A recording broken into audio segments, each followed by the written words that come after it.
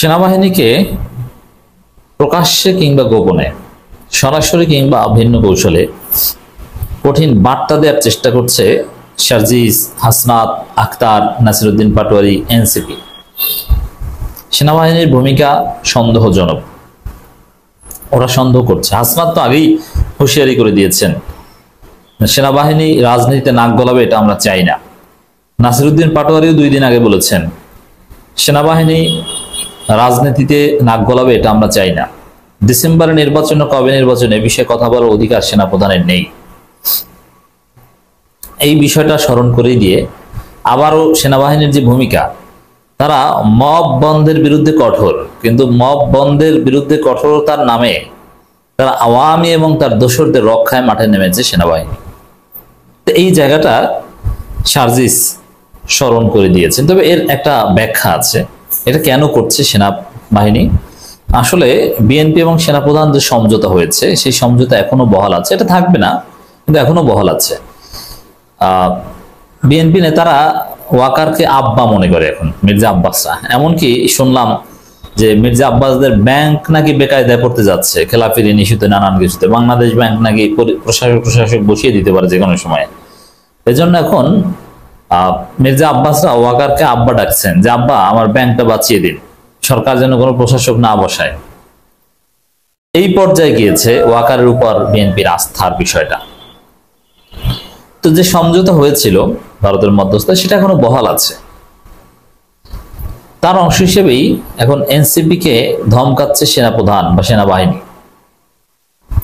তারা একটা সহজ বিষয় দেখেন, সেনাপ্রধানের বা সেনাবাহিনীর ভূমিকা অনেকাংশে যে বিতর্কিত, সন্দেহজনক, সেটা কিভাবে বুঝবেন? আমার মনে হয় যে এখনো এই soft Awami League, refined Awami League repatriation বা আওয়ামী লীগের সাথে নিয়ে যে কথিত ইনক্লুসিভ ইলেকশন, এটা এখনো এই প্রজেক্ট বন্ধ হয়নি। ওয়াকারের প্রমাণ জানে, এবার তো বুঝে গেছে যে আওয়ামী লীগ নিষিদ্ধ, নিবন্ধন স্থগিত, তারা নির্বাচন করতে পারবে না। এখন জাতীয় পার্টি হবে আওয়ামী লীগ, জাতীয় পার্টির মাধ্যমে আওয়ামী লীগ নির্বাচন করবে। জাতীয় পার্টি লাঙ্গল প্রতীক নিয়ে দাঁড়াবে, তাকেই আওয়ামী লীগের লোকজন সবাই ভোট দিবে, এবং ওয়াকারের টার্গেট ওই জাতীয় পার্টিকে প্রধান বিরোধী দল বানানো। এই জন্য জাতীয় পার্টিকে রক্ষা করার জন্য মাঠে নেমেছে সেনাবাহিনী। আপনারা দেখেছেন যে রংপুরে ফেসিবাদের দোসর, হত্যা মামলার আসামি, কিন্তু সেনাবাহিনী ধরে আনে কাকে? বৈষম্য বিরোধী ছাত্র আন্দোলনের নেতাদেরকে। আর জিএম কাদেরকে ধরে না, চোখে দেখে না।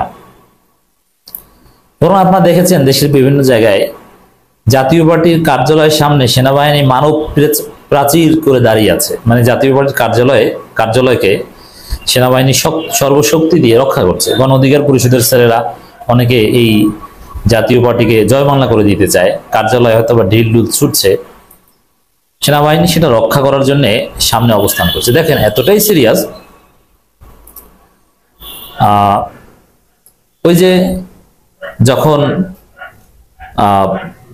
আওয়ামী লীগের কার্যালয় বা আওয়ামী লীগের অফিস জয় বাংলা করা হয়েছিল, তখন কি সেনাবাহিনী আওয়ামী লীগের অফিসকে রক্ষার জন্য মাঠে নেমেছিল? যখন ধানমন্ডি 32 জয় বাংলা করা হয়েছে, তখন কি সেনাবাহিনী ধানমন্ডি 32-এর সামনে মানব প্রাচীর করে রক্ষা করতে দাঁড়িয়েছিল? দাঁড়ায়নি। তাহলে এখন কেন দাঁড়িয়েছে? হিসাবে স্পষ্ট, আসলে জাতীয় পার্টিকে রক্ষা করতে চায়, জাতীয় পার্টির পাশে দাঁড়াচ্ছে এখন সেনাবাহিনী। জাতীয় পার্টি হবে আওয়ামী লীগের ভরসা বা মুখোশ। জাতীয় পার্টির মুখোশে আওয়ামী লীগকে নির্বাচন করাবে ওয়াকার, তারপরে জাতীয় পার্টিকে প্রধান বিরোধী দল বানাবে। এই খায়েশ তাদের জন্ম নিয়েছে। তার অংশ হিসাবেই সার্জিসদের সাথে খারাপ ব্যবহার করে, সার্জিসদেরকে ধমকায়, আর জাতীয় পার্টিকে রক্ষা করছে। এটা ডেফিনেটলি হাসনাত সার্জিসটা বুঝে গিয়েছেন, যার কারণে বার্তা ফেসিবাদ বিরোধী লড়াইয়ে সেনাবাহিনীর স্পষ্ট অবস্থান ও কার্যক্রম দেখতে চাই সার্জিস। এর অর্থ হচ্ছে ফেসিবাদ বিরোধী যে লড়াই চলছে, সেখানে সেনাবাহিনীর অবস্থান স্পষ্ট নয়, ক্লিয়ার। আর সেনাবাহিনীর কার্যক্রমও স্পষ্ট নয়। এর মানে তারা আসলে তাদের পক্ষে না বিপক্ষে এটা ক্লিয়ার না, এটা স্পষ্ট করতে হবে। এর অর্থ সেনাবাহিনীকে বার্তা দিচ্ছে যে জাতীয় পার্টি ফ্যাসিবাদের সহযোগী, ভারতের দালাল, তাদের পক্ষে আপনারা দাঁড়াতে পারবেন না। তাদের বিপক্ষে দাঁড়াতে হবে, তাদের বিপক্ষে বলতে হবে, তাদেরকে ধরতে হবে। আর জনগণ প্রতিরোধ করলে সেই প্রতিরোধকে মব বলে আপনারা জনগণকে ধরবেন, এটা পারবেন না। তা আপনারা আসলে কি মব বিরোধিতার নামে জাতীয় পার্টি আওয়ামী লীগের পক্ষে কিনা, এটা ক্লারিফাই করতে হবে। এটাই সার্জিসের বক্তব্যের সার কথা। ওই যে বিএনপি ওয়াকার সমঝোতা থেকে এখন ওই বিএনপি শত্রু এই এনসিপি নেতাদেরকে যতদূর দৌড়নের উপর রাখা যায় বিএনপির মেকানিজম ব্যবহার করে, এটা তারা করবে। তার অংশ হিসেবেই সেনাবাহিনীর মাধ্যমে কাজ করাচ্ছে।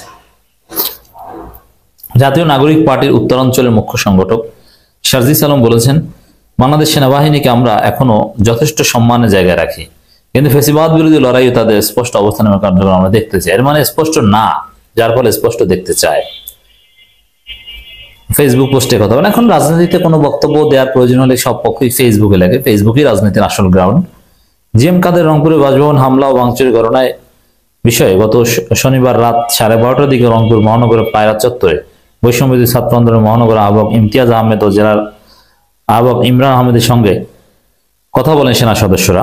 আসলে ওই সার্জিসটা গিয়েছে বা প্রতিবাদের ঝড় উঠেছে বলে কথা বলে ছেড়ে দেওয়া, নইলে পারলে ওদেরকে গ্রেপ্তার করে নিয়ে পেটাতো, কিন্তু এই সাহস তো আর নাই। চাই এটা, জাতীয় পার্টির পক্ষে এখন ওইভাবেই অবস্থান নিচ্ছে মনে হচ্ছে। খবর পেয়ে রাত 1:30টার দিকে ঘটনাস্থলে যান সার্জিস আলম। সেনা কর্মকর্তার সঙ্গে কথা বলার পর রাত 2টার দিকে বৈষম্যবিরোধী ছাত্র আন্দোলনের 2 নেতাকে নিয়ে ঘটনাস্থল ছাড়েন তিনি। যদি সার্জিস না যেতেন তাহলে বৈষম্যবিরোধী ওই 2 ছাত্র আন্দোলন নেতাকে হয়তোবা বেধড়ক পেটাতো সেনাবাহিনী। এরপর সন্ধ্যায় রংপুর আওয়ামী লীগের বি টিম জাতীয় পার্টি ইস্যু শিরোনামে ফেসবুক পোস্ট দিয়েছেন সার্জিস। মানে এবার একটা বিষয় ক্লিয়ার যে জাতীয় পার্টির বিরুদ্ধে নানান গোষ্ঠী সোচ্চার হয়েছে, গণ অধিকার পরিষদ, এনসিপি। জামাত তো সিরিয়াস না, তবে সিরিয়াস হওয়া উচিত, কারণ হিসাবে স্পষ্ট এই জাতীয় পার্টির মুখোশেই আওয়ামী লীগ এখন নির্বাচন করতে চায়। ভারতের ভরসা এখন বিএনপি এবং জাতীয় পার্টি। ভারত কিছুতেই চায় না জামাত ইসলামী অ্যাটলিস্ট সেকেন্ড হোক, এটাও চায় না। ভারত চায় আওয়ামী লীগ বিএনপি ফার্স্ট হবে, নির্বাচনে জিতবে, আর এই জাতীয় পার্টি প্রধান বিরোধী দল হবে। আর জাতীয় পার্টি আওয়ামী লীগ, জাতীয় পার্টি আওয়ামী লীগের মধ্যে তো ডিফারেন্সিয়েট করা যায় না বা ডিফারেন্সিয়েট করার সুযোগ নেই। জাতীয় পার্টি আওয়ামী লীগ, আওয়ামী লীগই জাতীয় পার্টি। জাতীয় পার্টি হবে আওয়ামী লীগের মূল ভ্যানগার্ড বা ফিরে আসার মাধ্যম। আগামী নির্বাচনে সব আওয়ামী লীগ জাতীয় পার্টি, এখন হচ্ছে এই প্ল্যান। অতএব জাতীয় পার্টিকে জয় বাংলা করে দিতে হবে। আনুষ্ঠানিকভাবে দেশের ছাত্র রাজনীতির পরিস্থিতি জটিল এবং উত্তপ্ত করে তুলছে জাতীয়তাবাদী টেম্পোস্টান দল, ছাত্রদল, চাচ্চু পার্টি। শিবিরের সাথে ছাত্রদলের কিছু সংঘাত সংঘর্ষ অনিবার্য। যদিও শিবির সেক্রেটারিয়েট মিটিং করে সিদ্ধান্ত নিয়েছে যে তারা কোথাও কোনো সংঘাত সংঘর্ষে জড়াবে না, তাদেরকে উস্কানি দিবে কিন্তু ফাঁদে পা দিবে না। ধৈর্যের সাথে পরিস্থিতি মোকাবেলা করে তারা পরিস্থিতি এড়িয়ে আসবে, কিন্তু মারামারি করবে না। এটা শিবিরের অফিসিয়াল সিদ্ধান্ত। শিবির সব শাখাগুলোকে এটা জানিয়ে দিয়েছে, কারণ শিবির মারামারিতে না জড়ালেই শিবিরের বিজয় হবে। শিবির এমনিতেই শিবিরের ইতিহাসে মজলুম, মারবে মারুক, কিন্তু শিবিরের এই নন ভায়োলেন্স নীতি সব শাখা চাইলেও আমল করতে পারবে না। অনেক রক্ত গরম লোক আছে, যেমন এই যে এক শাহবাগীকে লাথি দিয়েছে, কখনো জামাত বা শিবির এটা বলেনি, কিন্তু এক জামাত কর্মী লাথি দিয়েছে, তার রক্ত গরম, তার ব্যক্তিগত জায়গা থেকে দিয়েছে, এটা দিবে।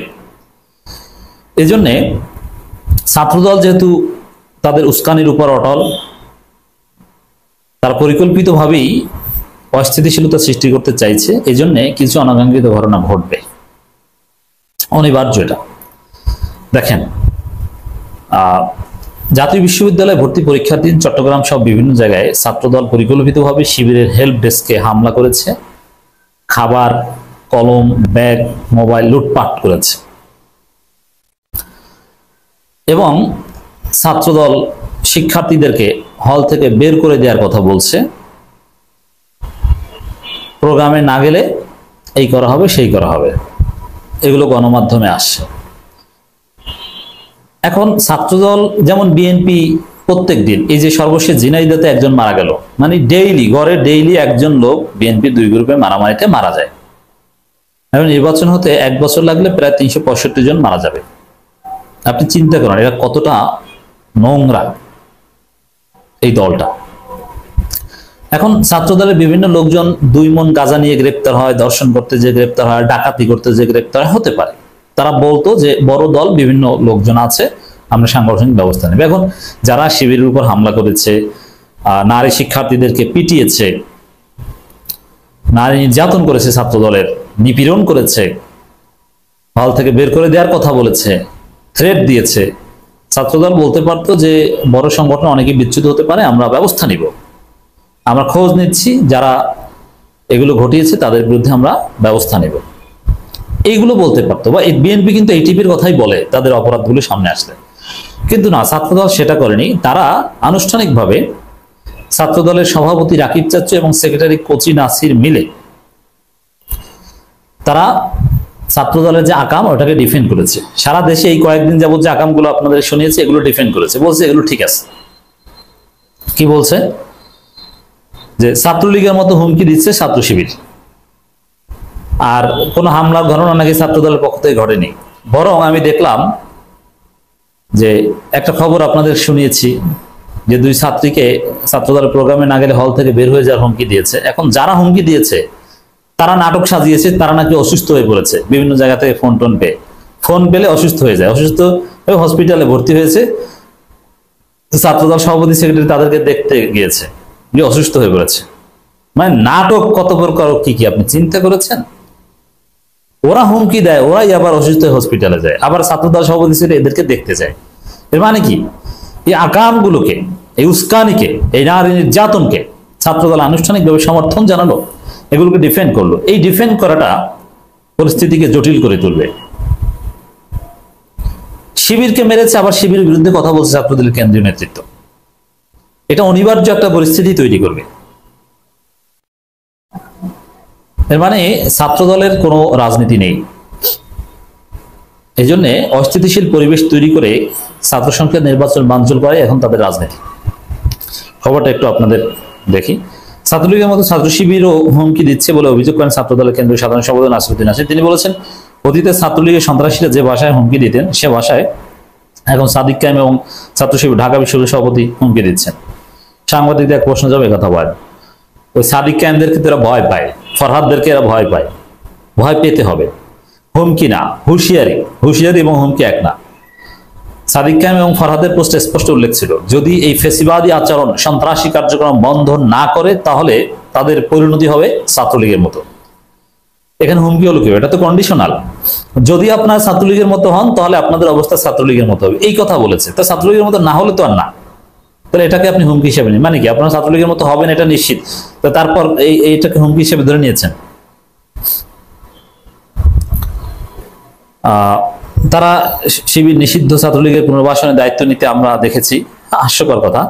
অথচ ছাত্রদলের প্রোগ্রামে হঠাৎ জয় বাংলা স্লোগান, প্রোগ্রাম শেষে কি বলতে হবে এটা জানে না, প্রোগ্রাম শেষে জয় বাংলা বলে ফেলে। এর মানে সরাসরি ছাত্রলীগের প্রচার সম্পাদক থেকে ছাত্রদলের প্রচার সম্পাদক, ছাত্রলীগের কলেজ সভাপতি থেকে ছাত্রদলের কলেজ সভাপতি, হাজার হাজার ছাত্রলীগের লোকজন সব এখন ছাত্রদল হচ্ছে। যাদের পদ ছিল না, পদ যারা ছিল, যারা গোপন করতে পেরেছে তারা এখানে আসছে, ধরা পড়ছে অল্প কিছু।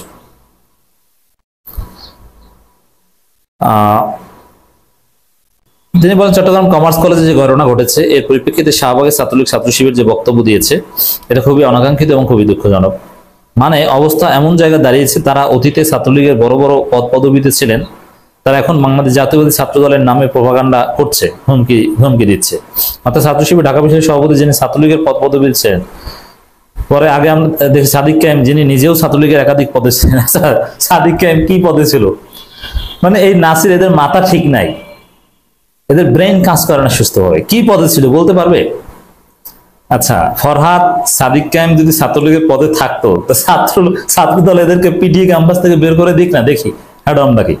মিথ্যা কথা। সাদিক কায়েম ছাত্রলীগের কোনো পদে কখনো ছিল না, বরং ছাত্রদল নেতারা ছাত্রলীগের পদে ছিল। এই যে ছাত্রদলের সিনিয়র যুগ্ম সিনিয়র সহসভাপতি, যিনি রাকিব অসুস্থ হলে বা তাকে যদি লাথি দিয়ে সরিয়ে দেয় তাহলে যিনি ভারপ্রাপ্ত সভাপতি হবেন, আবু আফসান ইয়াহিয়া, আমার ডিপার্টমেন্টের খুব কাছের বড় ভাই, আমার হলের কাছে থাকতো, আমার চোখে দেখা। ছাত্রলীগের হলে সহসভাপতি ছিল, ছাত্রলীগের হল সভাপতি ক্যান্ডিডেট ছিল, পরে এক ফাঁকে ছাত্র দলের পোস্ট পজিশন পেয়ে এখন জিয়ার সৈনিক সেজেছে। আমার চোখের সামনে হাজারবার আমি নিজে দেখেছি জয় বাংলা স্লোগান দিতে। এখন সে ভারপ্রাপ্ত সভাপতি হওয়ার লাইনে ছাত্র দলের, এবং হত্যা মামলার আসামি, আবু বকর হত্যা মামলার আসামি। ছাত্রলীগের বড় নেতা ছিল, প্রভাবশালী নেতা ছিল আবু আফসান ইয়াহিয়া, এখন সে জিয়ার সৈনিক সেজেছে। ছাত্রলীগ থেকে ছাত্রলীগের বড় বড় নেতা ছাত্র দলের সহসভাপতি হয়, এটা গোপন করার চেষ্টা করছে। সাদিক কায়েম কোনো পদে ছিল না, মিথ্যা কথা। আর হ্যাঁ, সাদিক কায়েম ফরাদ বা সবাই ছাত্রলীগের মিছিলে বা ছাত্রলীগের মধ্যে থেকেছে, এটা ছাত্র দলের সবাই থেকেছে, প্রত্যেকে। এর রাকিব নাসিরও থেকেছে, হলে থেকেছে বিশ্ববিদ্যালয় একদিন হলেও। আর ছাত্র দলের মিছিল করে এমন কোনো লোক নাই, ছাত্রলীগের মিছিল করে এমন কোনো লোক নাই। হলে থাকা যায় না মিছিল না করলে। একটা পর্যায়ে তারা ছাত্র দল হয়েছে হল থেকে বের হয়ে, এগুলো কি আমরা জানি না?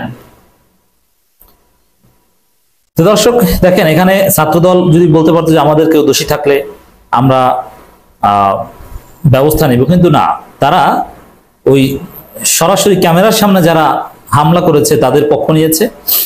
আর ওই নাটক, এক ছাত্রী নাটক করে হসপিটালে ভর্তি হয়েছে, তাকে দেখতে গিয়েছে, তিনি নাকি ট্রমার মধ্যে।